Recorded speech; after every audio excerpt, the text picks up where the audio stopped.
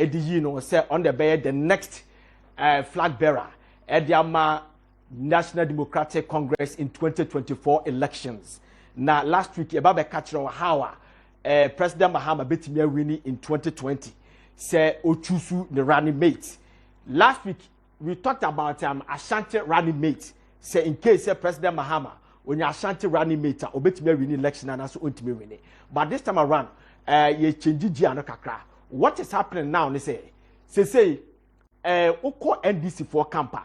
What is happening? They say bebre say and kebeya ye changing Nana Opoku-Agyeman. Professor Nana Opoku-Agyeman. Simply because they think that Professor Nana Opoku-Agyeman did not help President Mahama in 2020 elections. That's what people are suggesting. And people are also saying, say, as a President Mahama, etimi nature obi, na say nipa no a obeba no, oba, obetimi ki over from President Mahama. Because we should remember, say, President Mahama, obeba benya just 4 years. You understand? Obaba benya just 4 years. So they need somebody or you vibrant. I said President Mahama kwa obetimi taking over. And people don't see that in Nana Opoku-Agyeman. Because ebi kura ekaze se o de ono ene adwasa for kura gina ha obe adwasa for betimi abiti no. You understand? And people also suggesting say Central region always in the picture since 1992. Ayeto abani na in the NDC side de bia no obo present candidate either the vice running mate or the flag bearer no if Central region. So what they are saying is kebeya yes sir Nana Opoku-Agyeman. So pressure being mounted on President Mills to change Nana Opoku-Agyeman. You understand? Yadnyan TSA, former Council of State members in the NDC time, some of the paramount chiefs, past members of parliament, Council of Elders, business tycoons, who beard in the choice eba, Sebeya President Mahama, and choose any panel. Our take today, ya catch them say, when you President Mahama, I'm on one casa choosing a running mate. Ubianya President Mahama, because if care is not taken, I'm sure you better go back to some precedent tibia and no maybe a SEC pain. That is why we are saying, say, nobody should put pressure on President Mahama. More bia enforcement. We should not impose obia at the President Mahama say on the running mate. Munya President Mahama, no one kasa, choosing a running mate because National Democratic Congress, a political party in the Fourth Republic. Anytime bia on beba abamu biano, since Fourth Republic, on my abamu 3 times. Anytime bia on beba abamu biano, nipa no aye president no, he gets problem with the running mate and also the vice president. You understand? NDC has they have a bad precedent and the bad record. And we need say President Mahama ebenya sound might or no ankasa benya obia obetimi na ye adwuma enkokofa wantwima. We are live. Ewo Kumasi 93.3, Kessben 93.3, Accra Kessben 92.9. Uko Facebook, catch us on Facebook because more mutie radio no ye be display and normal more ewo screen so et you uko Facebook obetimi aboa yen pa obetimi do message aba go to WhatsApp so obetimi do message aba 0550 922 929 0550-922-929. Now let's start our journey. The reason why yet some will say more mashasi about the pressure Emma President Mahama. Now one person on one kasabe chusu nipa obetimi na ye adwuma. This is the danger. We are coming to prove to you. Now let's start our journey. Let us go to eligibility. Let's go to the eligibility. They will tell people how obia o person were vice president. This is the eligibility. Or say the provision of the Article 62 of the 1992 Constitution apply to a candidate for election as the vice president. The candidate must be a citizen of Ghana by birth. B. Attain the age of 35 years or above. C. Be otherwise qualified to be elected as a member of parliament, except that the disqualification set out in paragraph C, blah, blah, blah, blah. We are not interested. But to read Asihana will say, the president and the vice president are elected on a single ticket. All presidential candidates must lodge the name of their running mate when filing for election. They make on what I say, vice president, Oba vice president. and vice president the president. Abrani nano se president ne air file ya file on the single ticket. Single ticket. If you say vice president se president ne ya to so aba ya to aba enso di the vice president. You understand? Ya to aba so di the vice president. Ya to aba emfa ni only the president no kwa enu tina uko the EC one or say the vice president the president and the vice president are elected on the single ticket. All presidential candidates must lodge the name of their running mate when filing for election. Just say all presidential candidates so I'm filing as a somebody omo running mate ebebe ka ho because running mate no so ka ho and here to aba area you know. Now let us go to the article 60. Let us go to Article 60. Yes, this is Article 60. Also, the vice president is succession to the presidency. Also, there shall be a vice president of Ghana who shall perform such functions as may be assigned to him by the Constitution or by the president. 2. A candidate for the office of the vice president shall be designated by the candidate for the office of the president for the election of the president. 3. The provisions of the Article 62 of this Constitution apply to a candidate for election as the vice president. And 4, a candidate shall be deemed to be duly elected as vice president if the candidate who designated him as a candidate for election to the office of the vice president has been duly elected as the president in accordance with the provisions of Article 63 of this Constitution. Tiawa etese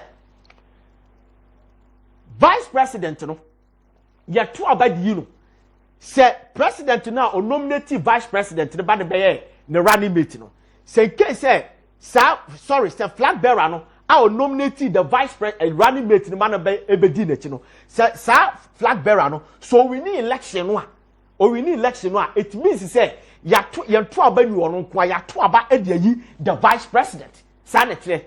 So what we are saying is that you cannot change vice president in this country per the provisions are you read you know the American watch say ultimate change vice president in this country. So there can I say so for so president Mahama and that's for so a flag bearer emani choose obi against onono wesha anhwe a bedroom lebi no sadi panel start say ono na ti adoma wo maso a untimi sesa no ebe create problem dia man a create problem man ebe ka oman no. That's it. Now let us give you the precedent.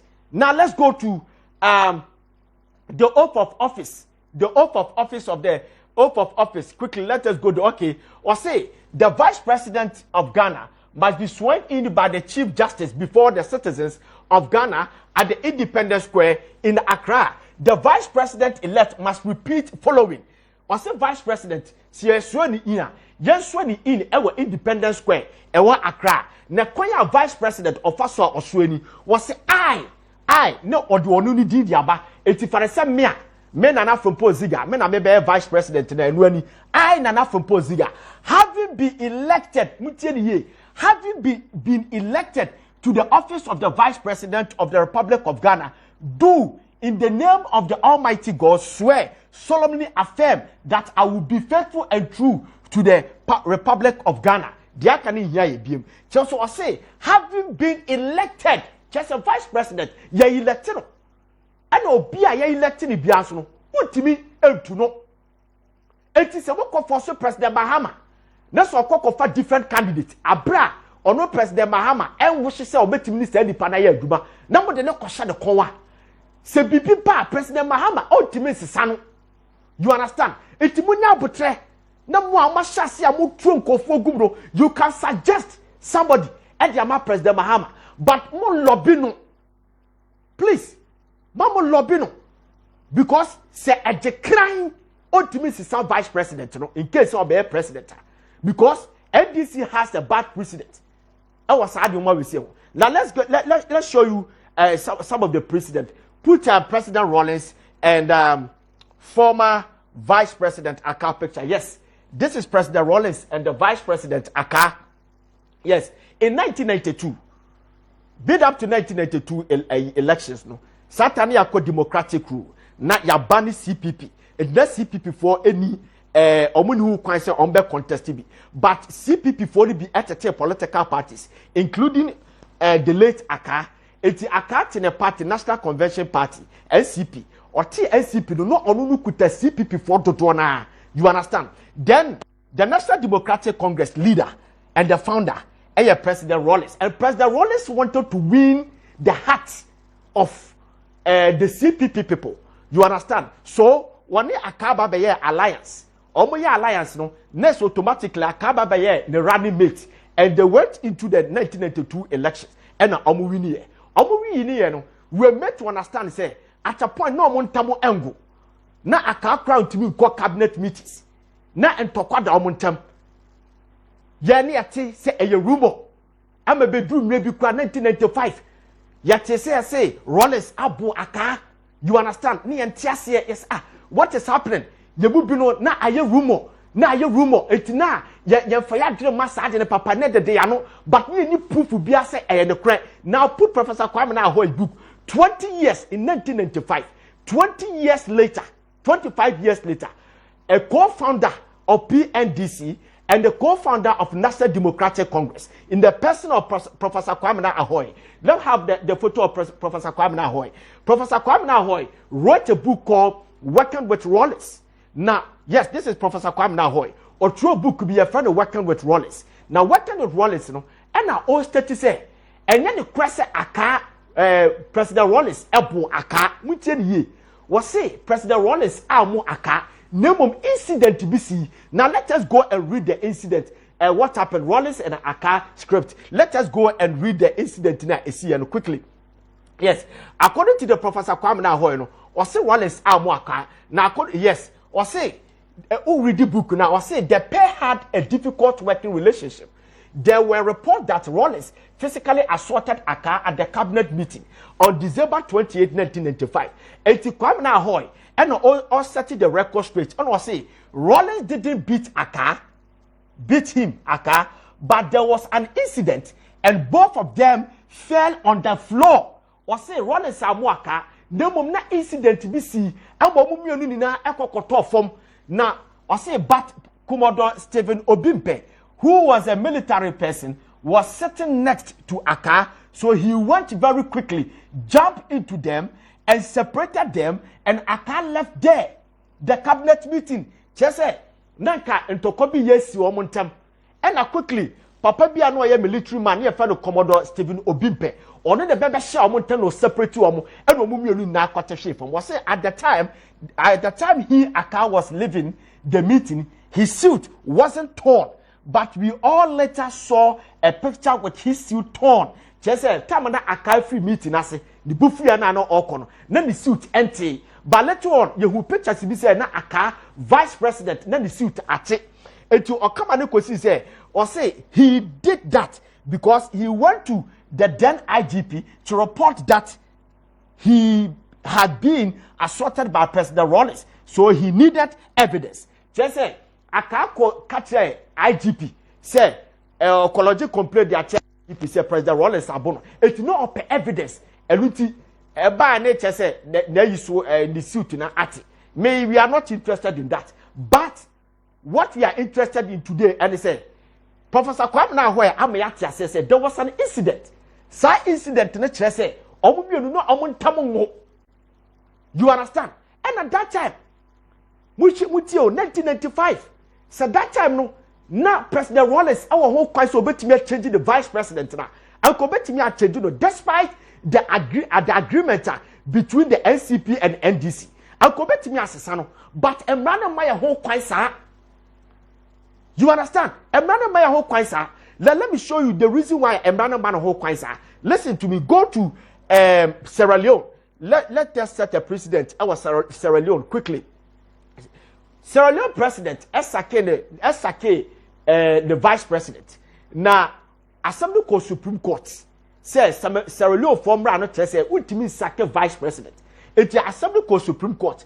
The Court Supreme Court, you know, this is what happened. Was it the Supreme Court has ruled that the sacking by Ernest Bai Koroma, the president of his deputy Samuel Sam Asumana, earlier this year was in the line with the constitution. Now listen to me. Also, the dismissal of Mr. Sam Sumana was controversial as the constitution does not allow for the president to sack his deputy. However, the constitution requires the vice president to be a member of a political party, and Mr. Sam Sumana had been expelled from Mr. Kurome's All People's Congress, APC, for allegedly trying to form a new party shortly before being sacked. Since Mr. Sam Sumana no longer belonged to a party, the judges ruled that Mr. Kuroma had the right to sack him. Just say, so a political party the more, and I can't buy no. But if you now got a political party for let's say, oh yeah, vice president, you bet me a sacco because on can't buy no. Almost jurisdiction is different. But yes, you are different. Yeah, you know, Seneca Rawlings etimi sake akama ni year. Mutie aka 1996. Aka free Rawlings camp. Eko joining Great Alliance with President Kufuor. You understand? Build up to 1996 election. Na aka running mate to President Kufuor. So, and that time not President Rawlings also choose Atamios as his running mate. But still, na akada so vice president until 1997, when President Rawlings won and he sworn in our Independence Square. So Tiawa, we should not put pressure on President Mahama because he cannot change a vice president in case Oba be a president. President Mahama, any NDC, Obi here Obia, so Basisi say President Mahama ni hono obetimi take the mantle to 2028. Say 2024 mu winia, no ko do 2028. Nipa betimi ato so ede akọ to 2032. Somebody a President Mahama na betimi anecha no. Enu obi a ono no empe no. You understand? So we have to be very careful. Today, you better have a drobi aba, cough Mr. Biaba for special power specialists in the shortest time. But before that time, let us go to our third precedent. Let us go. I'll put President Atamios and President Mahama picture out here. Yes, this is 1996. Before, yes, okay. Okay, thank you very much. Thank you very much.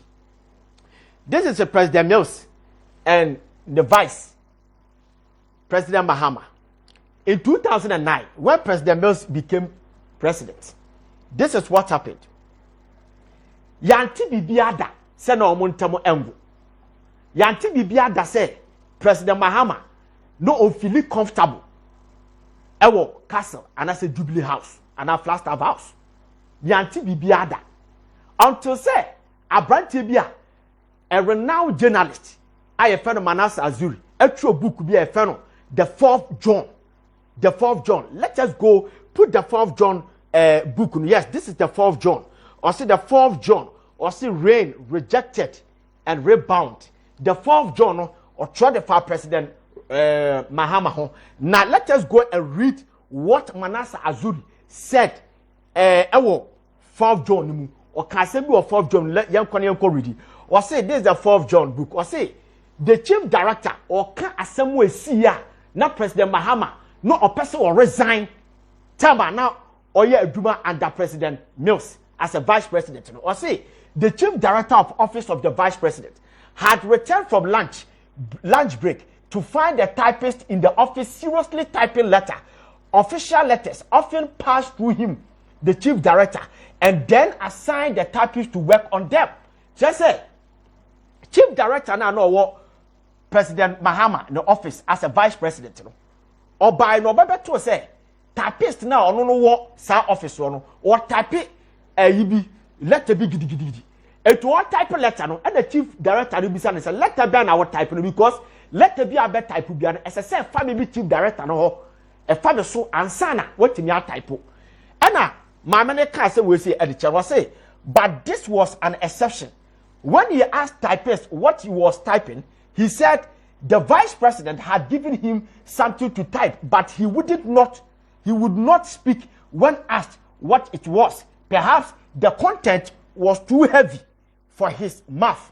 Just say, my man no type letter no eka che chief director and say, Vice President Mahama at the letter be a man on typo. Now, and some know what type letter no do or no to me country chief director.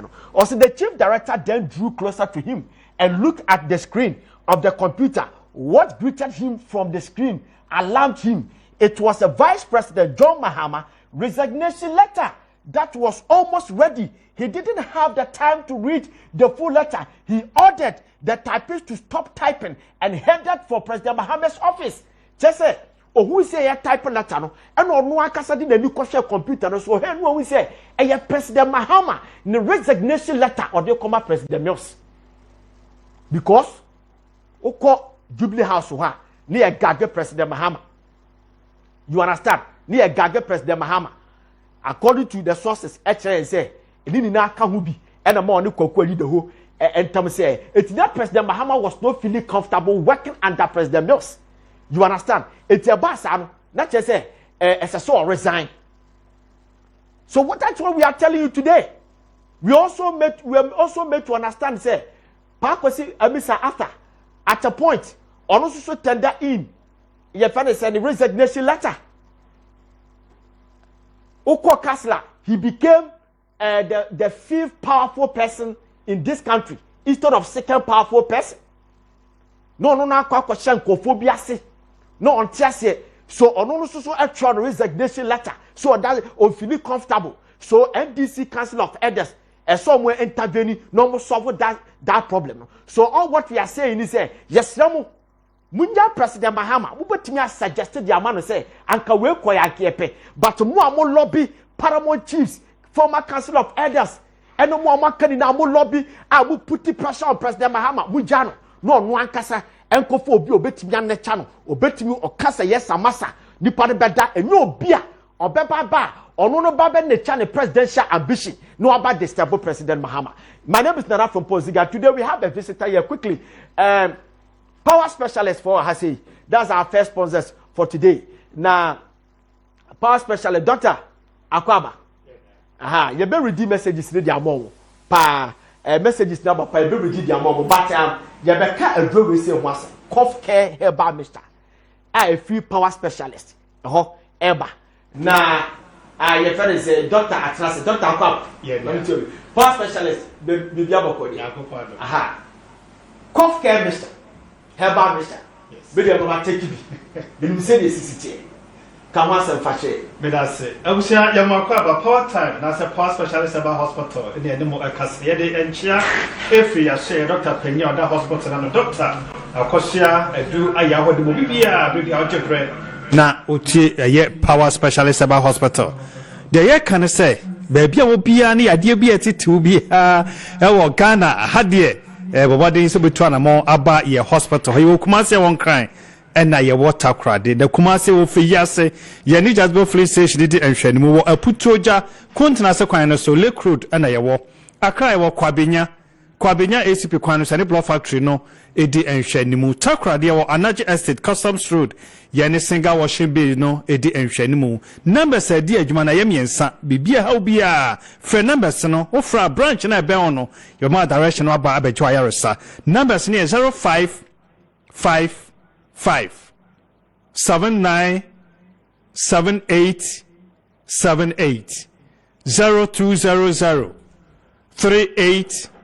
3831 and a 0244 544422 Monday to Saturdays and the day Juma Sunday and Kwanada Juma even holidays in a year Juma bar Yenya Bref Sheni Pedrenmu Yanka say wa lab your biomedical scientists are Yenya Bre lab papa bia unya say yo yebeyo ye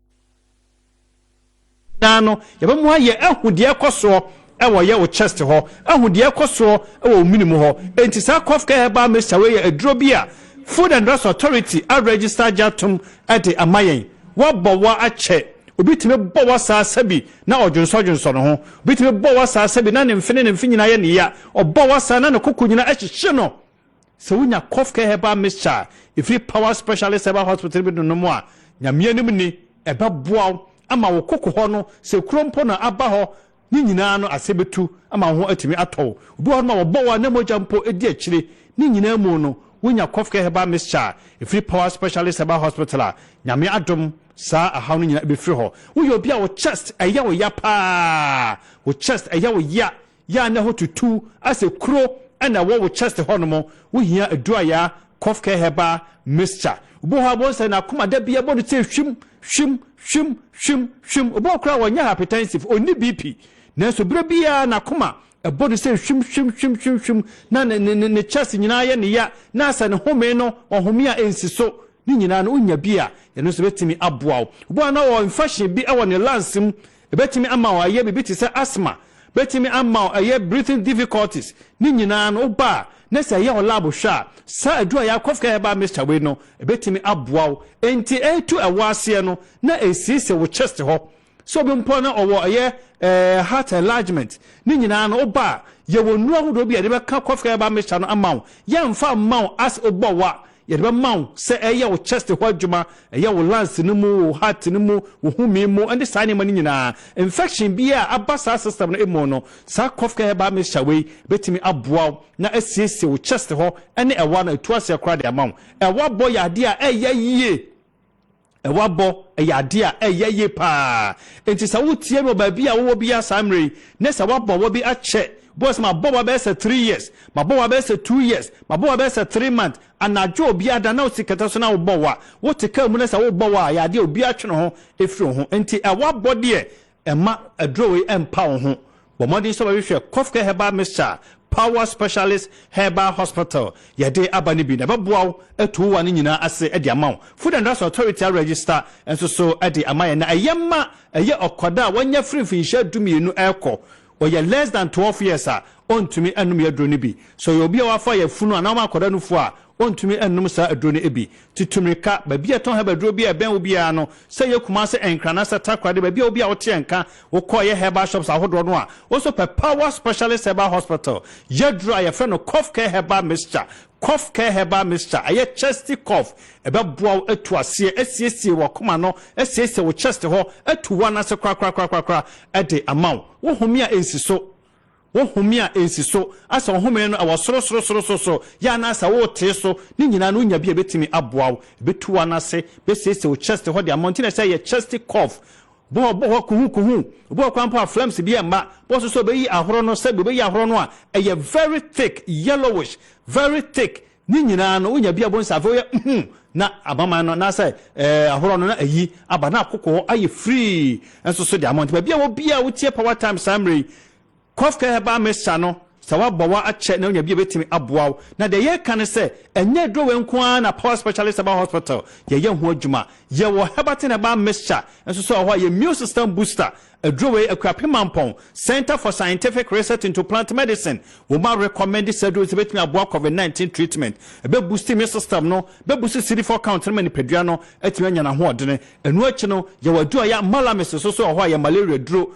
wa nya malaria wa test positive fa wunya bi betu ase ede amount enye wo jirikagiri herbal mixture no se me vitality be ma bia wa yemre won pamu no wodura wo hia eye jirikagiri na de ye kan se yade bia tete wo bia a wode anante ache wato hunu ache wabo ho ka ache a enko no bra Power Specialist Herbal Hospital anya awano nko ahodro na yewo yade ahodo bebra ye ho adwuma hepatitis B de abusan ne master aye power ne master aye power ye ne hospital ba kopa nyakopa adom yetimi sayade we etu ase tieniye pa ye wo ho adansede ye wo nipa yetimi de satene mu so kase nipa we no hepatitis B mo ne mojam yetu ase ba bia metene bia say ye TV so say ye radio so metro challenge say enkrofo kasa bebre omuso mo yade we aduro na so bia ntima bonte da what we show single evidence adansidie ba ko pe chese ampa enipa we ya na se we na o hepatitis B yetu ase just a power specialist herbal hospital ye wa award ahodo bebre yenya heroes of the Chinsins award yenya world changer summit award yenya global icon hepatitis B treatment na no February ya yakwaje hepatitis B clinic of the year e wa Accra enya sam ketwa ntabusuans what test hepatitis B positive en shedem ma yade no enku entrafia ma yade we enku power specialist herbal hospital yetimutu yade no asekra wo de no so ebia na aye typhoid na how one malaria drosa bia na nya malaria ebia na ye typhoid there ya me wan so bo hospital be na lab oni malaria so doctor say me man malaria treatment ebia na ye typhoid signs and symptoms no aye adekro sanso na ulcer ekom de wa ya asam didi mi ya asam ya na o chest no bo no nyina ayo ya de kofa wachi wutanya heartburns wudi na adwane jejabu indigestion ya na onsa no nyina ye titiriti ya na asa mframa ejina wo yemu ulcer betu ma se bu kwa agya na abrabo hu se moja emu ebe ye ose ye koko bia na ye bleeding ulcer wudi agro betimi akun fat liver se fat liver ade na ekọ na nim 10 wo ye nipa be se 10 scanner wanya kra no be se 7 na se 8 no mu liver no aye fat brabo no aye srade wo de yade pia ye ntimi anka ho asama atete wache no Fabra Power Specialist Herbal Hospital. Kumasi wo fe yase yani Jasper Flint Station di enhwanimu wo aputo ja kontrase kwan no so Lake Road ana yewo sanso na Fedimens Herbal abenya bi ewo Kumasi yendo ni nyina bi ohonom ato Fox FM benya bi ohonom ato Accra yewo kwabenya ACP kwan so ne block factory no edi enhwanimu yendo ni bi tan pa benya bi Halu Herbal Kiso Kaba Justif Herbal na boache hebom nyina o Kashi Drug Lane Decho George about Tama Community 2 Trouble of Judah Connection ni kaso dependable Herbal na Florence Point o mo kaso New Market Chakra de wo Anaji Estate Customs Road yene single washing bay no edi enhwanimu number sadi adwuma na emiensa fa wo yade no hawo nyina abra nyankopɔ adoma yaresa wo hono de mawo aye 0555 79 78 78 0200 38 38 31 and 0244 54 44 22 Monday to Saturdays and ye de eye adwuma ye wo bre e de mawo so baba bajo ayaresa ye do asese na wanya bre na watie eye power time ye nro ene adwumadi ayedie nyame ye adoma adasene sabre yanso ye besan enemo ahia biem. All right, Dr. Dasepa Nyakopo enka ho pa nyame adoma next week ye besehia. All right, etie for yadamuni na amwase mo messages no aba papa mo fanche ye ready kakra bi atwenebu akodua forcing Haruna Double Grace Bodo Haruna Double Sadia Malam Zaki what the aba agona hini ya domboache muni na mo de messages na aba pa yedamwase na mo fanche yentimi ahase entem because of one or two technical problems bia na if ye face but nyame adoma next week ye besa share bi we put everything in its position. Do so more. Be very careful and tread cautiously. My name is Frimpong Ziega. Catch you next week. Bye-bye.